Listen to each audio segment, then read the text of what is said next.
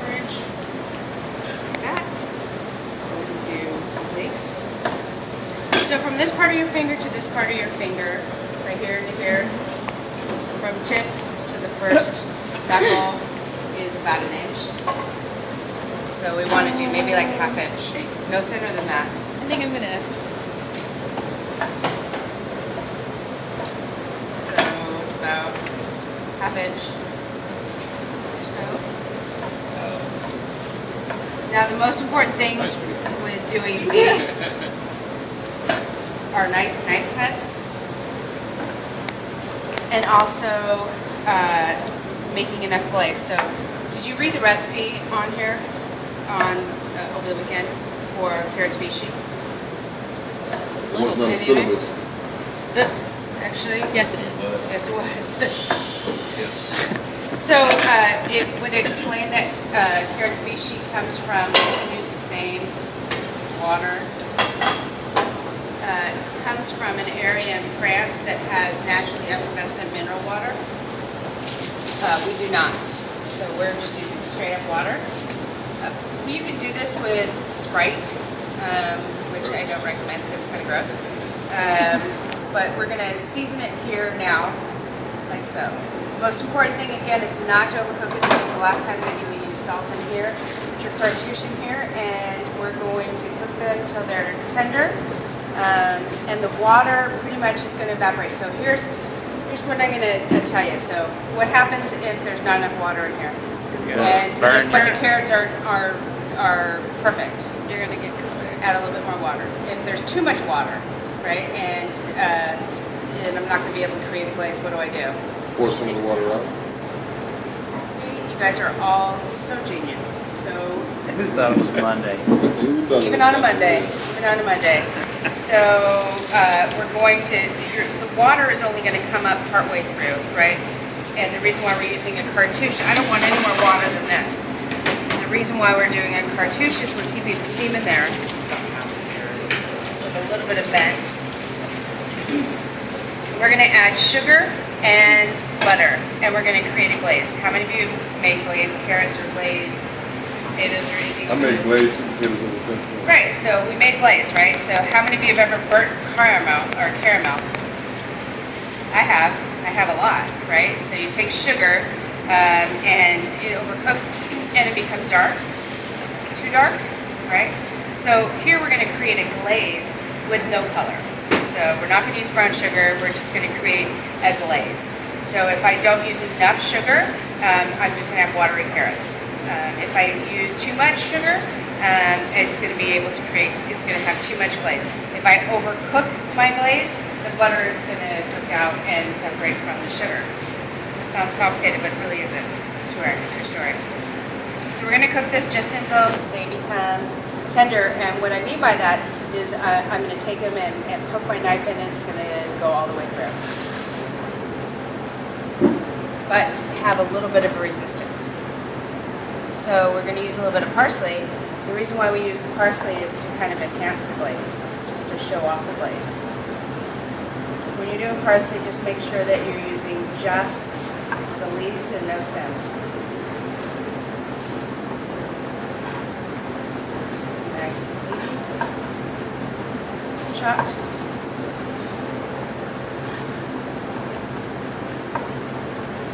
Other people do this recipe where you might have noticed it, where they take and put the butter and the sugar in there with the water, but you can't control that variable. So these are getting there. I'll need one more plate. Sparkle. Is it good? Just saying. And they should be tender crisp, right?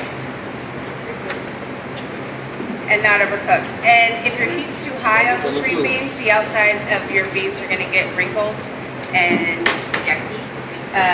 So they should still be tender and crisp, right? They should still have a bend and snap. Did you hear that snap? Yes.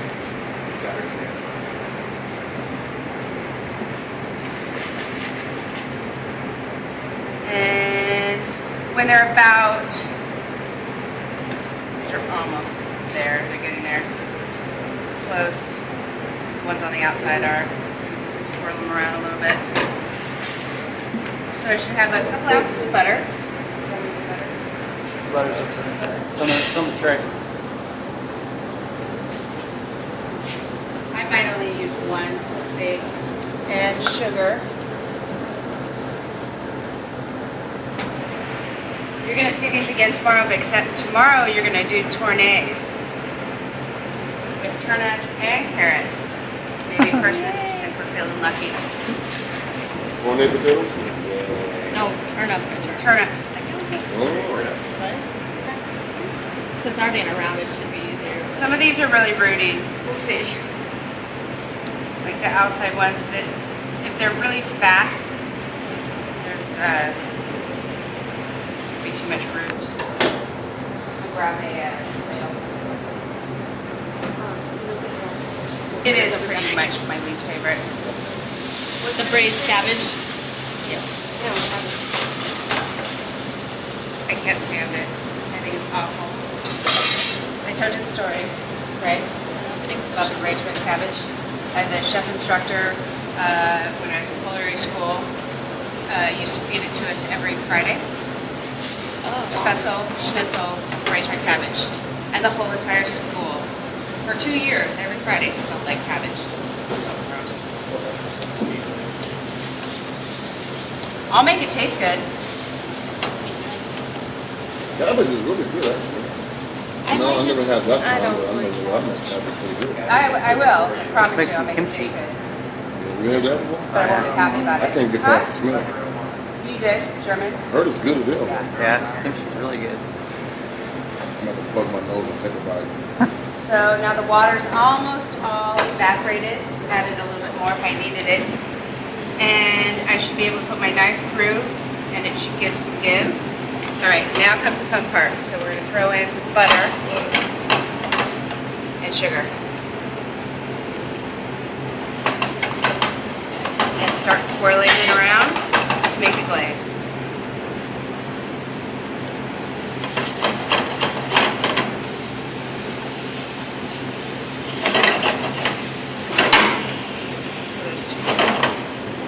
Some of these things that you do, I do just without knowing what I'm doing, you know what I mean? Kind of like, I mean, know what I'm doing, but not know what to call it, you know what I mean?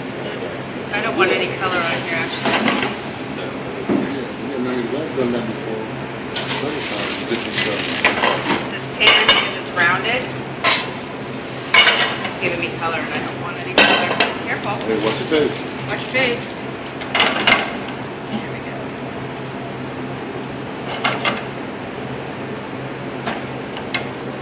Putting that watch your face in there in your notes. Watch face. Watch face. Step 5. Wash your face. All right. A little bit of parsley.